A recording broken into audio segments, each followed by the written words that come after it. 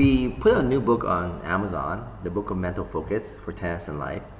It's supplementary to our first book on complex thinking.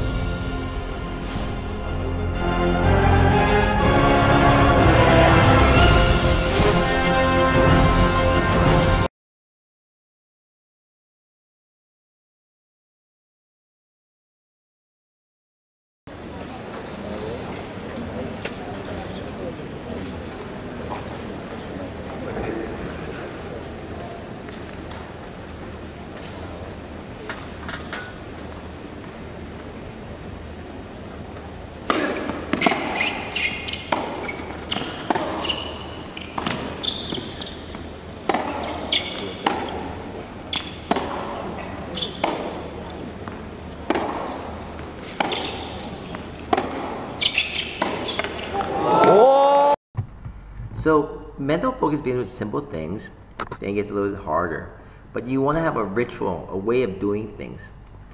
Notice the ritual of the server. What does he do before he serves? And in this point, you'll see there's a disruption.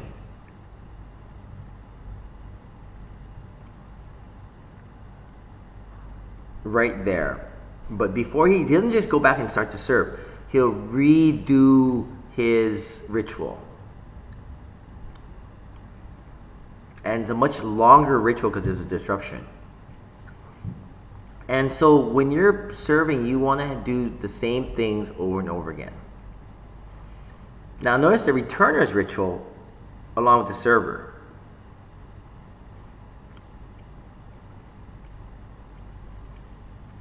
Twirling his racket, feet down, going left and right. He goes into his return position right when the guy tosses.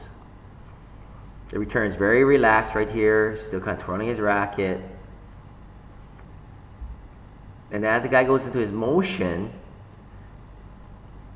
so the other thing too is once you're in the rally, some shots are automatic. And what do I mean by that? You'll see.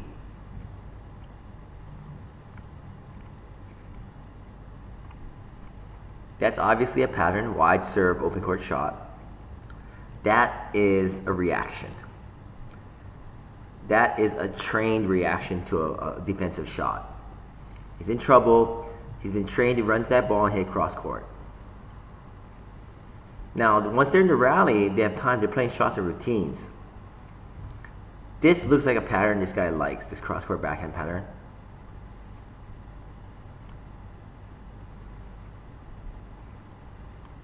So when you play players and they have shots in reply, there's different shots, you know what's going to happen before they do it.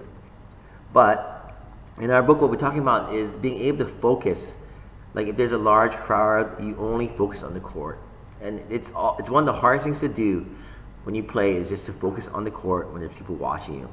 You do not want to engage the crowd. And we talk about the different stages of learning how to focus, from simple to complicated. And we want to talk about serving rituals in this situation. Realize that the mental game is 1/3 of the game. Technique's the other third, and the physical is the other third. If your physical gives out, you'll be hard pressed to focus. If you're tired, you'll be hard pressed to focus, and your technique will falter. If you have bad technique, it'll affect you mentally.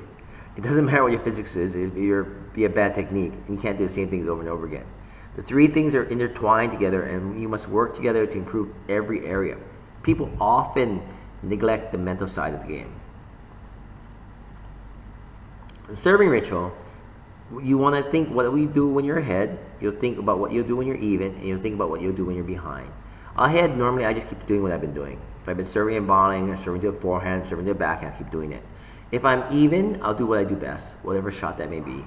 If I'm behind, I'll become more aggressive.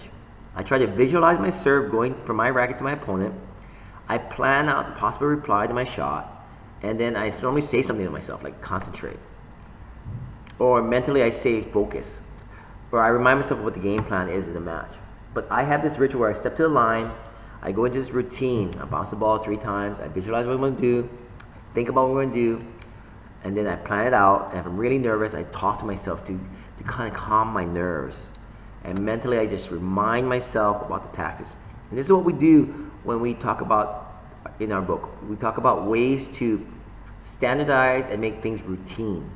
If you watch any pro, they have a serving ritual. So try to sit down and think about what your serving ritual will be and see if that'll help you become a better tennis pro.